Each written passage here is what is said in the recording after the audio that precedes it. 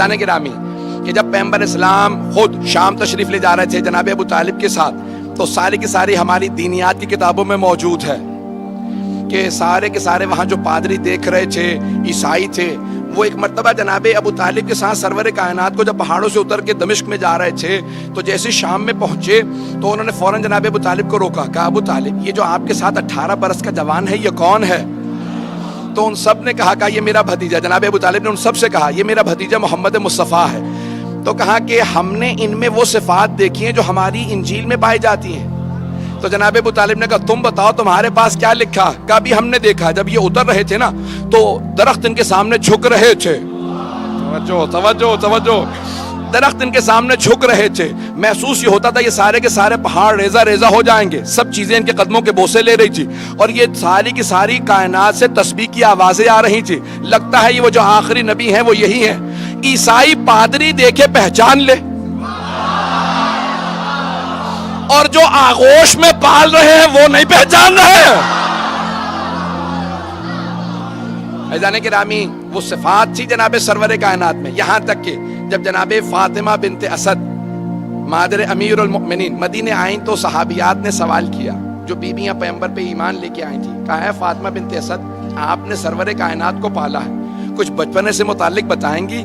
تو انہوں نے اتنے معجزات سنائے، میں صرف ایک معجزے کی طرف اشارہ کروں گا اگر سننا چاہیں گے سب حضرات، کہ دین حق کا جو پیشوا ہوگا اس میں صفات کیا ہونے چاہیے۔ تو کہا کہ رسول خدا کو بچپنے سے خرمے بہت پسند تھے، تو میں بہترین جو خرمے ہوتے تھے نا چن کے ان کے لیے رکھ دیتی تھی کہ جب گھر آئیں گے تو خرمے کھا لیں گے، کھجور کھا لیں گے۔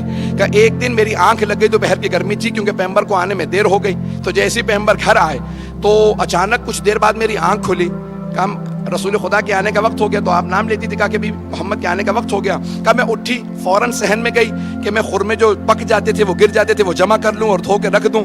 کہا جیسے میں اٹھی صحن میں گئی تو دیکھا کہ رسول خدا درخت کو اشارہ کر رہے ہیں کہ جھک جا۔ جیسے ہی وہ درخت جھکا تو آپ نے خرمے اتارے اور پھر کہا واپس چلا جا۔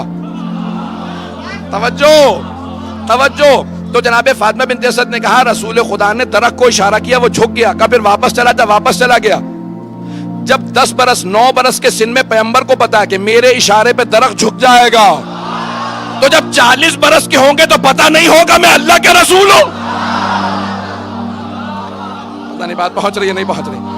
عزیزان گرامی، جب سب جانتے ہیں یہ عام ہستی نہیں ہے، بڑی بڑی ہستیاں گواہی دے رہی ہیں، تو نشانیاں ساری کتابوں میں آتی رہیں گی اور وہ نشانیاں بتائیں گی کہ یہ رسول خدا اللہ کے رسول ہیں۔ نشانیاں بہت سی ہیں۔ محمد باقر مجلسی نے حق الیقین میں، بحار الانوار میں، اور سید نعمت اللہ جزائری نے انوار النعمانیہ میں، اور بزرگوں نے مختلف کتابوں میں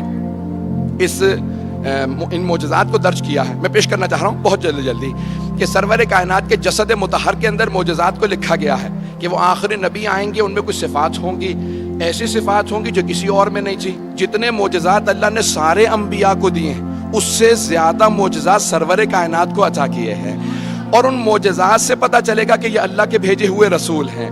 وہ معجزات بتائیں گے تو اب 24 معجزات جسد مطہر میں ہیں، رسول اسلام کے جسم مبارک میں ہیں، جسد مطہر میں ہیں، رسول اسلام کے جسد مطہر کے اندر 24 معجزات علماء نے درج کیے ہیں۔